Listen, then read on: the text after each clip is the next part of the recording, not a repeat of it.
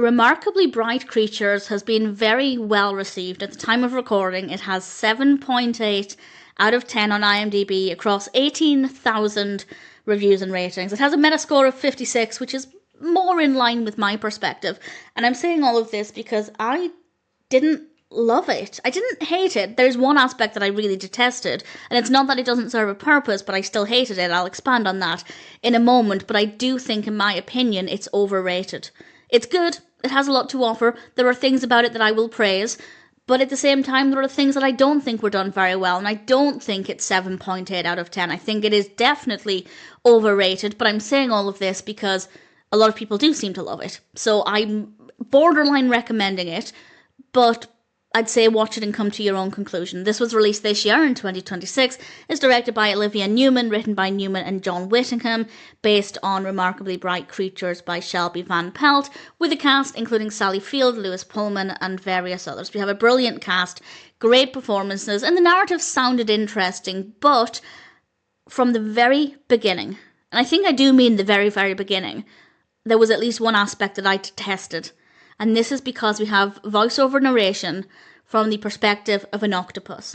And I hate it. Now, on this occasion, I'm not saying it doesn't serve a purpose. I loathe voiceover narration for the most part in any film. It's not unique to this film. Usually it serves no purpose and it's just lazy for storytelling. With this one, I actually do think it does serve a purpose, but I still find it to be incredibly annoying. I just hate voiceover narration. There are very few films where I think it works well.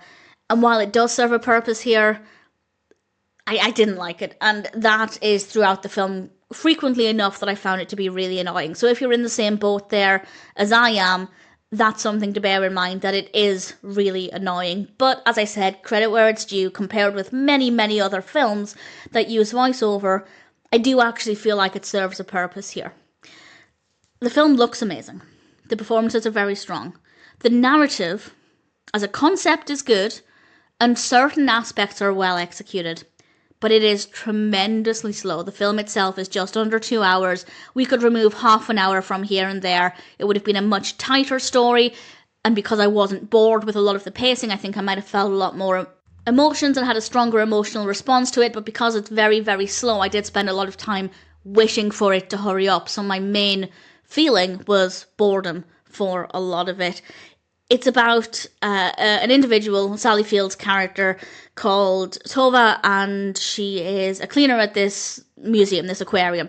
And it looks like she might have to start leaving this job, and Cameron is going to be taking over, and they spend time together, and they bond, and they bring benefit to each other's lives, and we learn more about the characters and their backstories as they learn more about each other. And I don't want to say too much about what we learn, because for me that was, I guess, the only real aspect that I enjoyed in the narrative, is finding out a bit more about the characters, because they are well written, they are likeable, and I did care. Not tremendously, not enough to save the film, but I did think they were likeable, and I did want to know more about them, so I won't give away too much there, but there are aspects that do make it potentially more emotional. And as I said, had the narrative been better executed, I think I would have had a stronger emotional response, and I think it would have been a much stronger experience. But unfortunately for me, that's not the case. The pacing is really, really terrible.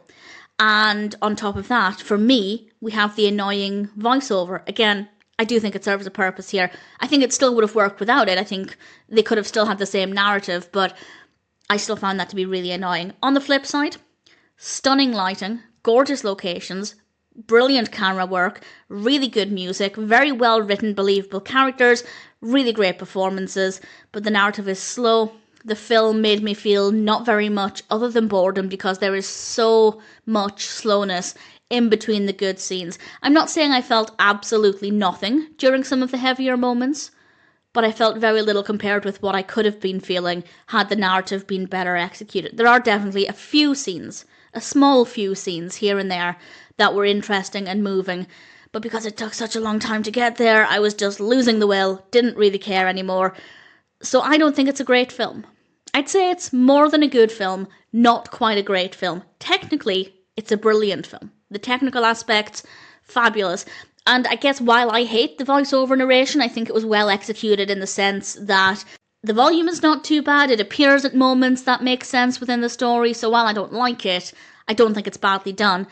That is definitely more of a personal preference with this film. There are many films where it's not just a personal preference, and I think the voiceover is just lazy. But no, that's not the case here. Credit where it's due. I just don't like it. The pacing is really the biggest issue. So I don't think it's a great film. I don't think that it's 7.8 out of 10, but many people seem to really like it. So I'd say check it out. For me, it's background company. Really not more than that. But it does look great. The performances are great. The few moments that are really powerful are very well done. But the journey getting there, I don't really think it's worth it. But as background company, or if you're curious, by all means, check it out. Maybe you'll like it more than I did. I don't think Remarkably Bright Creatures was executed as well as it could have been, but there are certainly some things that are done well.